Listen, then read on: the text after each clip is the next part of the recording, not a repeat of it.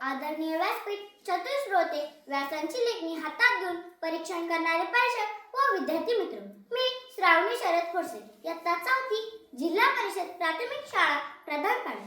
आज आपणासमोर पौराणिक कथेमधील संत तुकारामांची गाथा या विषयावर कथाकथन करणार आहे.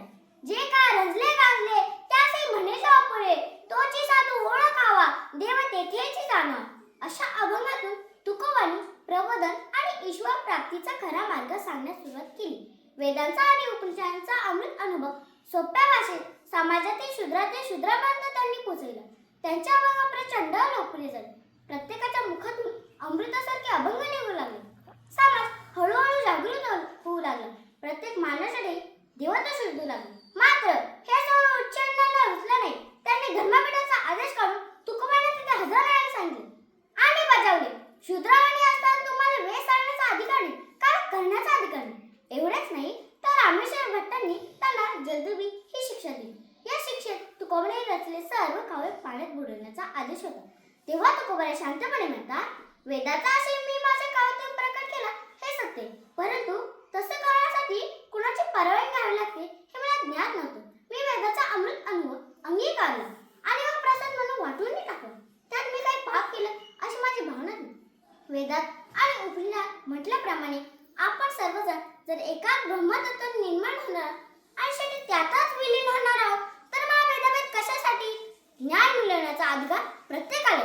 ब्राह्मण क्षत्रिय वैश्य शूद्र चांडाळी अधिकार, बाळे नारी नर अधिकारो आणि विषय. माझ्या काव्यातून वेदाचा आशय मी कडे व्यक्त करतोय. माझ्या मुखातून परमेश्वरच व्यक्त करताय. माझे या व्यक्तीचा नव्हे हा प्रकार माझा विश्वांबर बोलतो.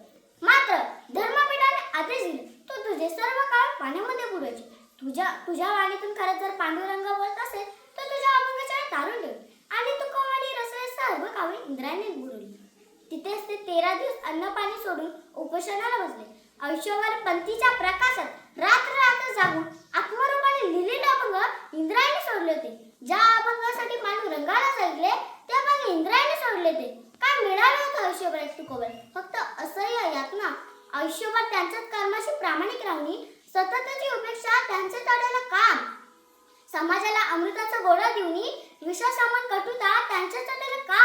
सकळ विषयावर प्रेम करून एवढा द्वेष त्यांच्या तोड्याला का?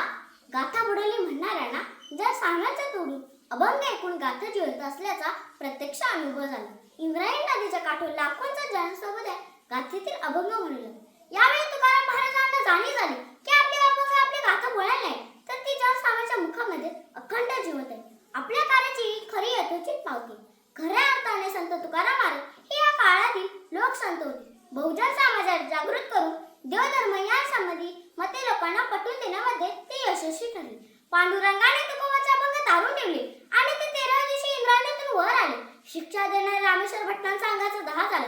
ते तुकोबाच्या पाय पडले, क्षमायाचना करू लागले. तुकोबाने त्याला लगेच हृदयाशी लावले आणि माफी केली. म्हणजे ज्या व्यक्तीने तुकोबाला छळले, स्वतःचा आत्मोत्तरी लिहिलेला अभंग इंद्रायणी बुडवायला लावले, त्याच व्यक्तीला तुकोबा हृदयाशी लावतात. यापेक्षा सहनशीलता आणि प्रेमाचं उदाहरण जगाच्या पाठीवर मिळणे कठीण आहे.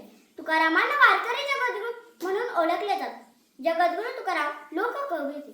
वृक्षवल्ली आम्हा सोय रे वनचरे, वृक्षवल्ली आम्हा सोय रे वनचरे. तुकारामांच्या कार्याला मी नमन करून जाता जाता एवढेच म्हणेन, अनुरेणवा थोपडा तुका आकाश एवढा, अनुरेणवा थोपडा तुका आकाश एवढा. पुंडली कवरदेव हरी विठ्ठल श्री ज्ञानदेव तुकाराम पंढरीनाथ महाराज की जय. जगद्गुरू तुकाराम